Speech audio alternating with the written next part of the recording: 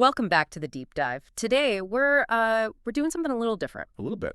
We're partnering up with the Funeral Channel Network to tackle a subject that is, usually whispered about, or it's frantically Googled at 3 in the morning. Right, when you're in the middle of it. Exactly. We're looking at the logistics of loss. And I don't mean the spiritual side. We aren't talking about the grieving process in terms of sadness today. We're talking about the sheer administrative nightmare that hits you the second the clock starts ticking after a death.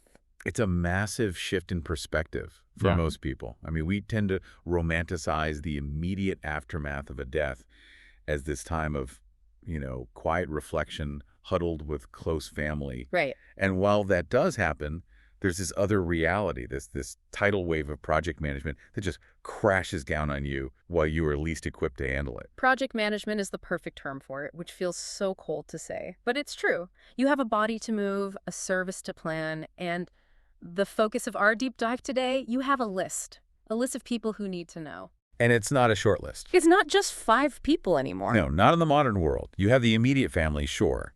But then you've got the extended cousins, the college friends scattered across the globe, the former colleagues, the neighbors from 2 moves ago. The pickleball league. The pickleball league. Suddenly you are looking at 50, 100, maybe 200 people who need to be notified. And the central tension we are unpacking today is this. You have a moral and social obligation to tell these people quickly, because funerals happen on a really tight timeline. But you, the person notifying them, are likely sleep-deprived, in shock, and just emotionally bankrupt. You're running on empty? You physically cannot make 200 phone calls. No. And that's what's known as the notification burden. That's the technical term. And the solution we're analyzing today, which comes from a whole stack of research on modern bereavement etiquette, is the digital funeral announcement. Specifically via email. Specifically, the death notification via email. Okay, stop right there. I have to play the skeptic immediately. I thought you might. Because when I first read death notification via email, my stomach just turned a little bit. If my best friend died and I found out via a Gmail notification that popped up next to a coupon for 20% off pizza, I think I'd be furious. Yeah. It feels sanitized. It feels corporate. That is the visceral reaction almost everyone has. It's completely normal. We are conditioned to believe that personal equals voice. We think that if you care, you call. Right. That's the rule. And if you email, you're cutting corners. But let's look at the data and the psychology here. The source material argues that we need to reframe this entirely. It's not about efficiency for the sake of being lazy. Okay. It's efficiency as compassion. Compassion for whom, though? The sender or the receiver? Both. And this is where we have to dissect what I call the phone call myth. Let's say you, the host, have to call 50 people to tell them your father passed away. Walk me through call number 1. Okay. I call my aunt. I'm probably crying. I say, "Dad died." She gasps. She starts crying. She asks what happened. I have to explain the heart attack for the first time. Then she asks about the service. I have to look up the date. I'm fumbling with papers. Then she tells me how sorry she is, and I have to come for her. Right. That takes, what, 10 minutes? 15? Probably. At least. I'll do it 49 more times. I can't. I mean, I'd lose my voice. I'd lose my mind. It would be awful. Exactly. By call number 10, you are robotic. You're just reciting facts. By call number 20, you're completely exhausted. By call number 30, you're cutting people off because you just want to hang up. You're just trying to get through it? You are re-traumatizing yourself with every single repetition of the narrative. And here is the kicker for the recipient. You are likely forgetting details. The telephone game effect. Precisely. You tell Aunt Linda the service is Tuesday at 2. By the time she calls Cousin Steve, it's somehow become Tuesday at 4. And Steve tells the neighbors it's on Wednesday. And then people show up on the wrong day. When you rely on oral tradition for logistical data during a crisis, accuracy just plummets. So the email isn't just about saving me from talking. It's about creating a single source of truth, a permanent record.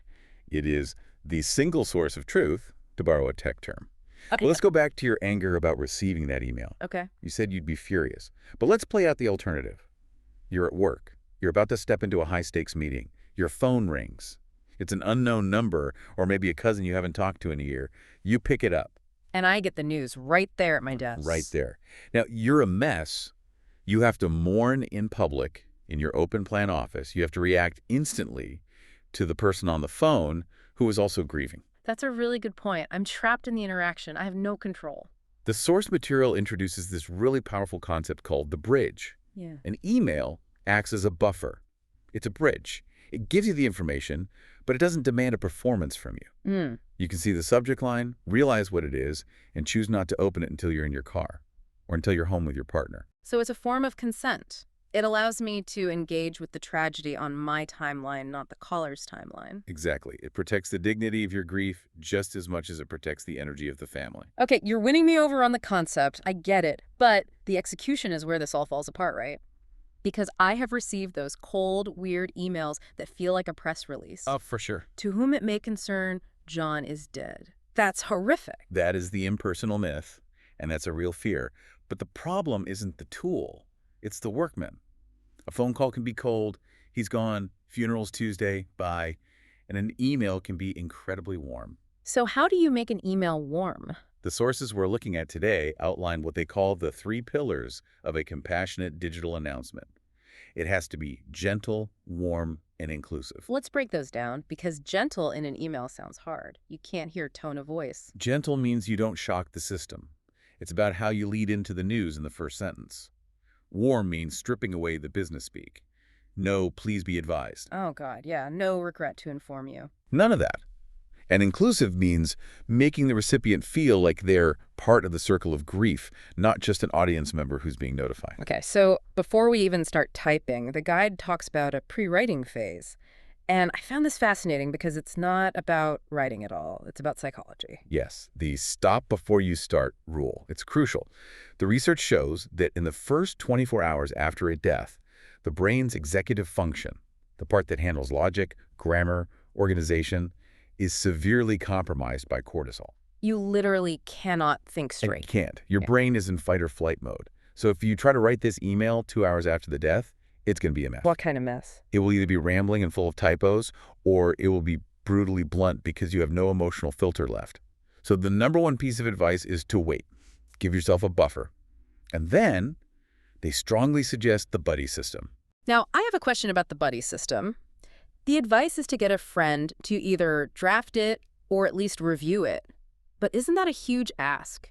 Hey, my dad died. Can you write an email for me? I'd feel so guilty putting that on someone. That is a very common fear. We hate asking for help because we don't want to be a burden, especially when we're already the center of attention. But think about it from the friend's perspective. Okay. When someone dies, what is the one thing everyone says to the family? Let me know if there's anything I can do. Exactly. And 99% of the time, that is a hollow offer because there's nothing they can do. They can't bring the person back. They can't take away the pain. Because they feel helpless. Totally helpless. But this, drafting an email, checking a distribution list for typos, that is a concrete, solvable task. It actually gives your friend a gift, a way to be genuinely useful. That's a great reframe. You're not burdening them. You're giving them a job so they don't feel so helpless. Right. You say, actually, there is one thing. I need to get this notice out, but I can't even look at the screen right now. Can you come over and just be my hands? Be my hands. That's powerful. Okay, so we have a buddy. We've paused. We've taken a breath. Now we have to figure out who gets this thing. And this is where I start sweating. The list. The logistics of the list are where the biggest social landmines are buried. It's a minefield. The fear is forgetting someone, right?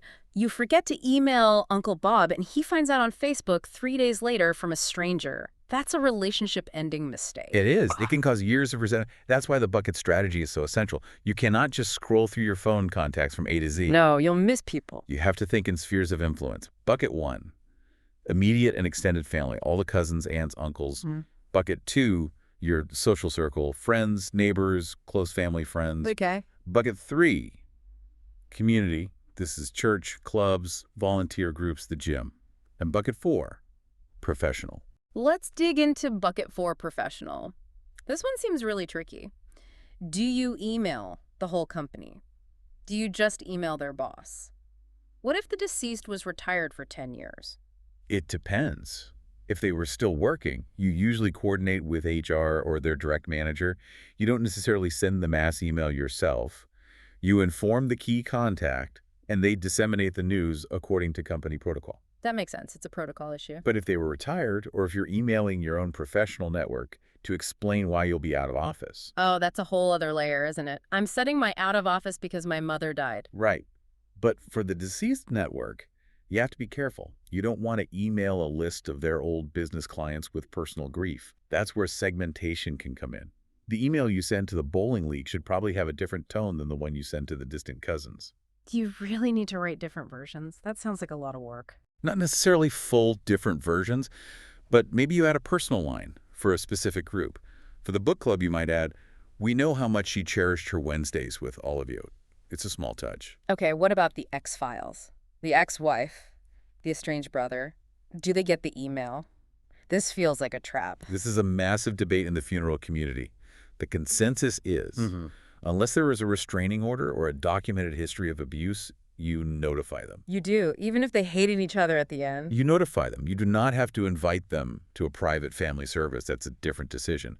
But you notify them of the death. Why? Why open that can of worms? Because if they find out via a public Facebook post or through the grapevine, the drama that ensues will become your problem to manage. A quiet, factual, private email is the path of least resistance.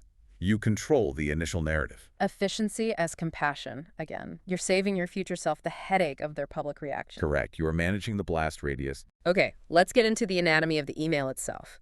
We're sitting at the keyboard, the cursor is blinking, we need a subject line, and the guide says this is the most high-stakes part of the whole thing. It is absolutely the do not open versus heart attack dilemma. You have to thread an incredibly fine needle. Explain that. If you write a vague subject line like sad news, the recipient's brain goes to the worst-case scenario immediately.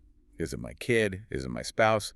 You've induced panic. Or if you write update on dad, people might think it's a good health update. Oh, he's finally out of the hospital. And then they open it and wham, the whiplash is brutal. Exactly. You cannot bury the lead. The subject line must be a functional, honest label for what's inside. The sources recommend very clear, calm format, something like funeral service information for name. Or in loving memory of name. Yes. Or remembering name memorial service announcement. It sounds a little formal, but it's actually kind. It tells you exactly what is inside the box before you open the lid. It gives the reader a moment to prepare. It creates a micro-preparation. In the split second it takes to read the subject and click, your brain switches modes. You aren't completely blindsided. Now, what about the preview text?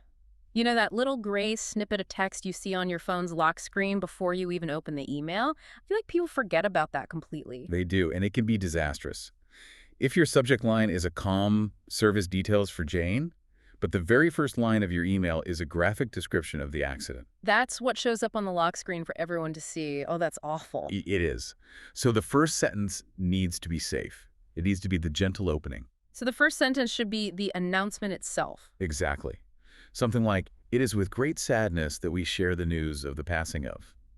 It's formulaic, yes, but formulas are safe harbors in a storm. People know what to expect. Let's talk about that announcement line. Passed away, died, gone home, transitioned. People get really weird and stressed about the language here. Euphemisms are the enemy of clarity. The source material is very strict on this point. Avoid confusion at all costs. "He has left us" can be interpreted as "he walked out on the family." Right, and he is sleeping is just terrifying, especially if children might read it. It's awful. "Lost his battle" is one I hear a lot, and it's controversial. Some find it heroic. Others feel it implies the deceased didn't fight hard enough, which can be hurtful. So what's the recommended term? The safest, most universally understood, and gentle path is "passed away," or simply "died." It's clear, respectful, and avoids misinterpretation. Okay, now the graphic rule. This is where I struggle. The guide says avoid details about the cause of death, but human nature is curious. If I just say he died and he was only 40 years old, everyone is going to wonder. Of course. Was it a car crash? Was it suicide? Was it a sudden heart attack? If I don't say something, aren't I just inviting gossip and speculation? You are inviting speculation, yes. But the email is not the place to satisfy curiosity. The purpose of the email is to notify people of an event and invite them to a ritual. It is not a medical report or a news story. But what if the family wants to control the narrative? Say it was an overdose, and the family wants to be open about addiction to reduce stigma. That is a valid choice. And if that's the case, you can be open, but you handle it with extreme care. You don't describe the scene. You described the struggle. That's the difference. The difference is, after a long and courageous battle with addiction, he is now at peace. That shuts down the gossip without being graphic. But for most situations, a simple, he passed away unexpectedly, or he passed away peacefully at home, covers 90% of what people need to know in that initial message. Okay, so we've announced it gently. Now we need the meat, the actual service details. And this is where the wall of text becomes the villain. Absolutely. We have to remember that the grieving person, the reader, has lower cognitive function, just like the sender. Right, their brain is also foggy. Their eyes are puffy from crying. They're stressed. They are skimming, not reading closely. If you write one long paragraph that says, the funeral is on Tuesday at 2 at St. Mary's, which is the one on Elm Street, not Oak Street, and please bring flowers but not lilies, and the reception is afterwards at our house, they will miss half of it. Guaranteed. So bullet points are mandatory. Mandatory. Or at least clear line breaks. Bold text for key information like dates and times. Hyperlinks for addresses so they can click and it goes straight to Google Maps on their phone. You're designing this for user experience, which sounds so cold but is actually deeply helpful. It is an act of care. Make it impossible to misunderstand. You're reducing their cognitive load at a time when they have no load to spare. Precisely.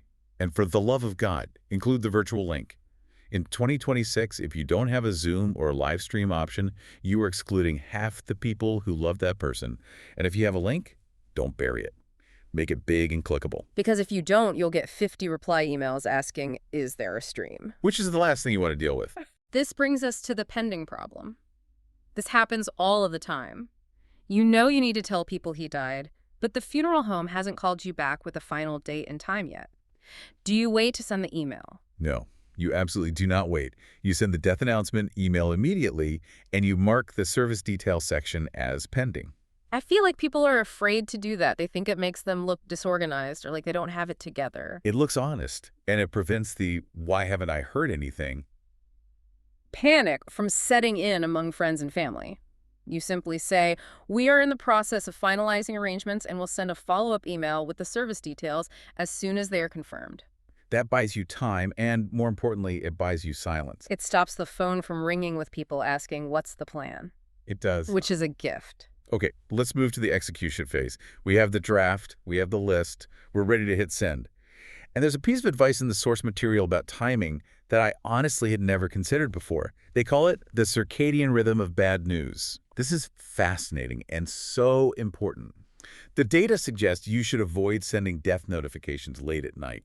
But night is when you're finally doing the work. The house is quiet, the kids are asleep, you're up anyway because you can't sleep. It works for you, the sender. But it can completely destroy the recipient. Imagine getting that email at 11:30 p.m. You're winding down for the day. Maybe you're already in bed scrolling on your phone. Pink! You check it. Oh, no. Now you are wide awake, adrenaline is spiking through your system, and you are grieving. You can't call anyone to talk because it's midnight. You're completely alone with this terrible news. That is absolute nightmare fuel. So you're essentially stealing their sleep and their peace of mind. You are. The compassionate move is to draft the email at night when you have the quiet time, and then use the schedule send feature to have it go out at 9 or 10 a.m. the next morning. Schedule send is the MVP feature here. It really is. Let people receive the news when the sun is up, when they have support systems around them, when they can call a friend or talk to a coworker. Let them process it actively, not passively in the dark. Now, here is the technical detail that we need to scream from the rooftops. BCC, blind. Carbon, copy. We all know what it is technically, but explain the social consequence of messing this up. If you put 100 people in the to field, or the CC field, you have just created a public forum for grief, and you have doxed your entire family. You get stuck in the reply all hell. It's a nightmare.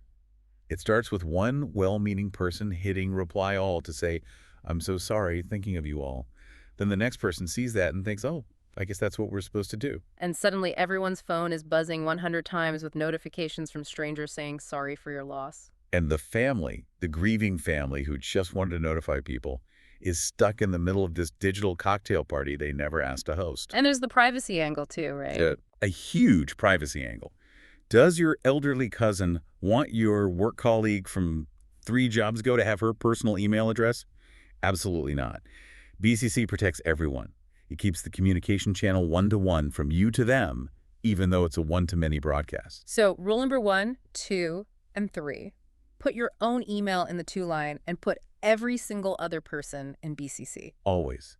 Every time. If you take nothing else away from this deep dive, take that. Let's talk about what happens after you hit send, the influx. Because you just told 200 people some of the worst news they'll get all year.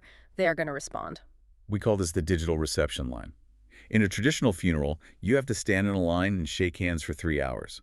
It's physically and emotionally exhausting. The email version is waking up to 200 unread messages in your inbox. And the guilt immediately sets in. Oh my gosh, I have to write back to every single person. They were so nice to write. You absolutely do not have to write back. Say that again for the people in the back. You do not have to reply to a condolence email. At least not individually and not right now. But isn't that rude? My mother would say that's rude. It is not rude. It is survival. Normal rules of social etiquette are suspended during acute grief.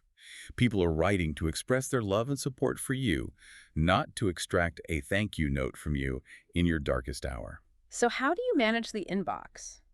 Because you might miss a legitimate, practical question like from the florist in the pile of, so sorry for your loss. This is where the buddy comes back in. This is a perfect job for that friend who wants to help. You give your password to your trusted buddy. You let them triage the inbox. Triage. We're back to emergency medical terms. It's appropriate. The buddy's job is to scan the emails. Sorry. Thinking to you, prayer. Sorry. Oh, wait. Here's one from the funeral home asking about the music. They flag that one for you. They can move all the condolence messages into a separate folder for you to read later when you're ready. That protects you from the emotional weight of reading 200 sad stories and expressions of grief in a single afternoon. Exactly. Some people find great comfort in reading them immediately. Some find it completely overwhelming. You need to have the choice, and a buddy managing the inbox gives you that choice. What about a blanket response? Can I just set up an autoresponder? Thank you for your email. Our family is grieving at this time. That feels a little cold. Can be a little cold. A better approach, usually, is a single follow-up email a week or two later, sent to that same BCC list. Just something simple. Dear friends and family, on behalf of all of us, thank you for the incredible outpouring of love and support. We felt every prayer and kind word. And that's it. That's it. It closes the loop. It acknowledges their kindness. And it doesn't cost you pieces of your soul by forcing you to write 200 individual thank you notes. I want to touch on one more thing, the hub concept. Because the email isn't the whole funeral, it's just the signpost, right? Correct. We're seeing a big trend where the announcement email itself is kept short and functional, but it links out to a central memorial hub. Usually a website. Like a Caring Bridge page or one of those dedicated memorial sites. Exactly. That is where you put the 500-word biography. That is where you post the gallery of 50 photos. That's where people can leave long comments and share their own stories. That's where you put the links for charitable donations. So the email is the push notification that gets the essential info out, and the website is the pull repository where people can go for more. Perfect analogy. Don't try to cram the entire life story of the deceased into the email. The email's job is to get them to the place where the story lives. This brings up a practical question about updates. Let's say the church venue has a sudden flood, or the start time for the service changes. With an old-fashioned phone tree, that's an absolute disaster. It's a catastrophe. You'd never reach everyone in time. But with email... With email, it's a 5-minute fix. You send a new email to the same BCC list. The subject line is very clear. Urgent change, updated service information for name. In the body, you bold the change. Please note the new start time is 3:00 p.m. Crisis averted. It really highlights how fragile the old way was. Relying on word of mouth for critical logistics in a time of crisis is actually kind of insane when you think about it. It was what we had, but we have better, more reliable tools now. The resistance to using them is purely emotional, not logical. We're stuck on what it should feel like, not what actually helps the most. So let's summarize the common pitfalls. If our listener is staring at a blank screen right now, about to do this, what are the big bear traps they need to step around? Bear trap 1. Doing it alone. Do not write this in an emotional vacuum. Get a second pair of eyes on it, even if it's just to check for typos. Okay. Bear trap 2. Being too vague or clever in the subject line. Call me is not a subject line. It's a panic inducer. Be clear and direct. Bear trap 3. Break in the privacy of your entire community. Use BCC. Please use BCC. Amen, Tim. And bear trap 4, the wall of text. Use formatting. Use bullet points. Be kind to the tired, grieving eyes of the people you're writing to. And I'd add bear trap 5, the timing. Don't send it at midnight. Schedule it for the morning. Respect the sleep of the living. Yes, that's a huge one. You know, we started this conversation with me feeling like email was this cold corporate way to handle something so sacred as death.